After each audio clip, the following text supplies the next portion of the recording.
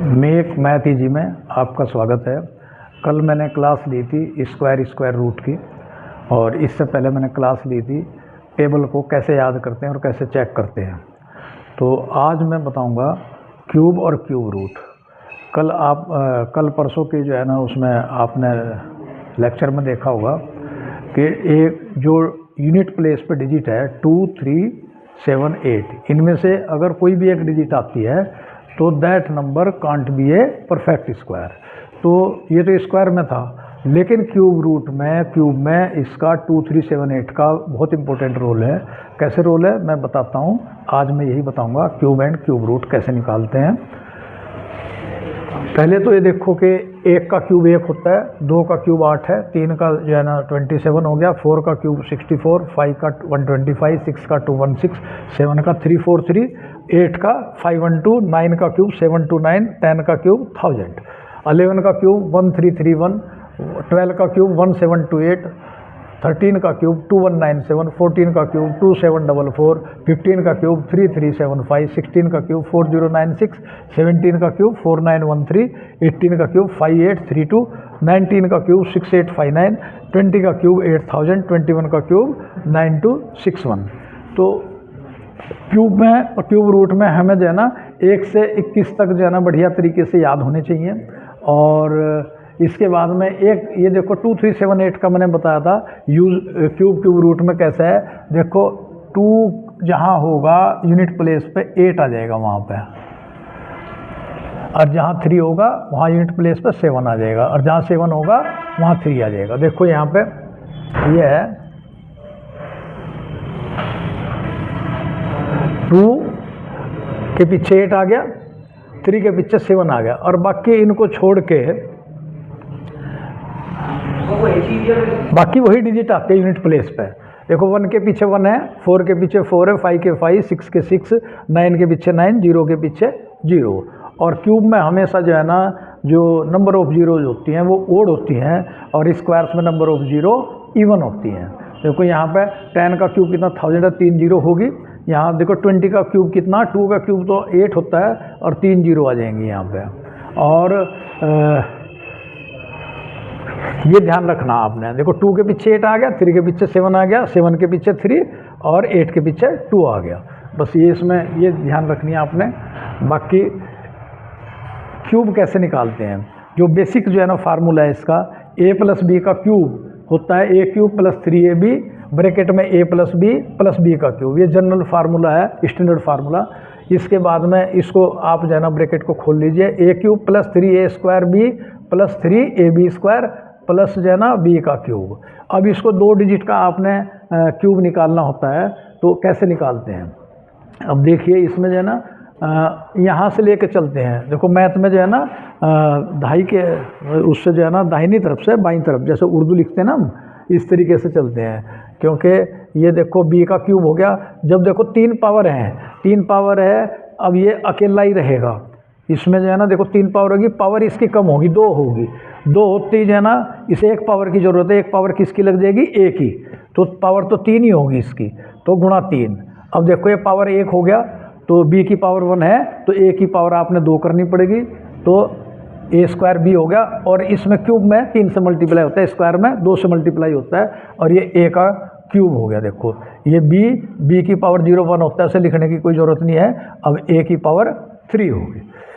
अब हम जो है ना यहाँ पर देखते हैं 57 या 54 का क्यूब निकालना चाहते हैं हम।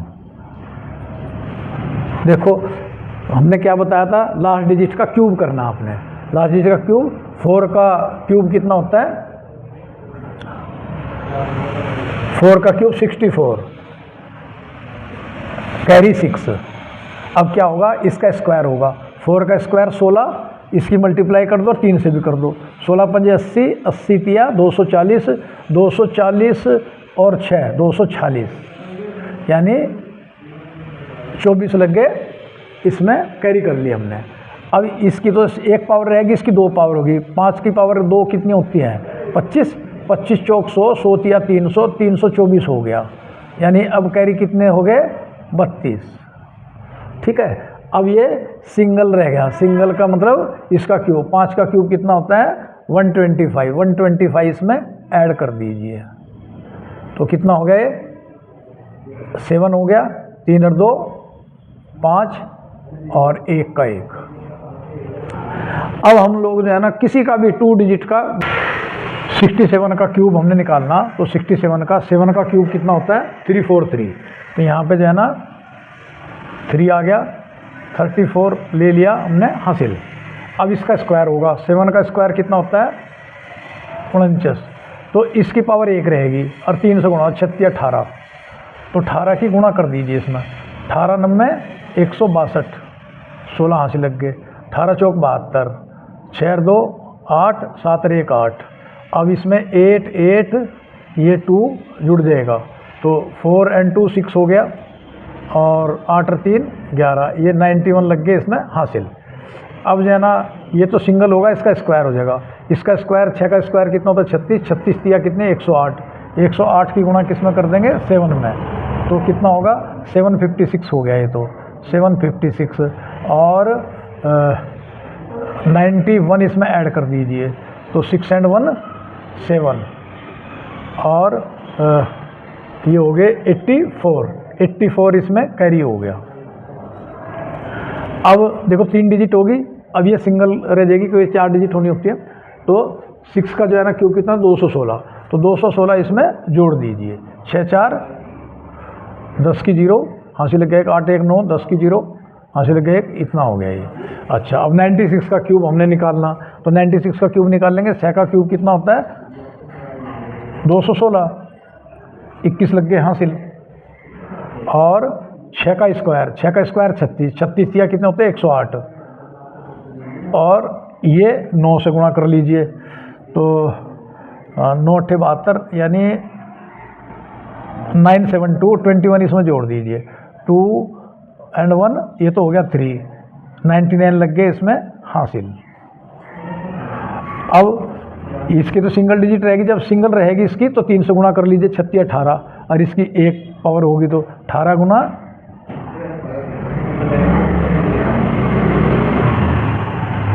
81, क्योंकि इसकी जब पावर 1 रहती है तो इसकी 3 से गुणा करके 36 18 हो गया, और इसका 9 का स्क्वायर कितना होता है 81, तो इसकी गुणा कर दिया 18 एकम 18 हासिल लग गया 1, 18 144 145 हो गया ये।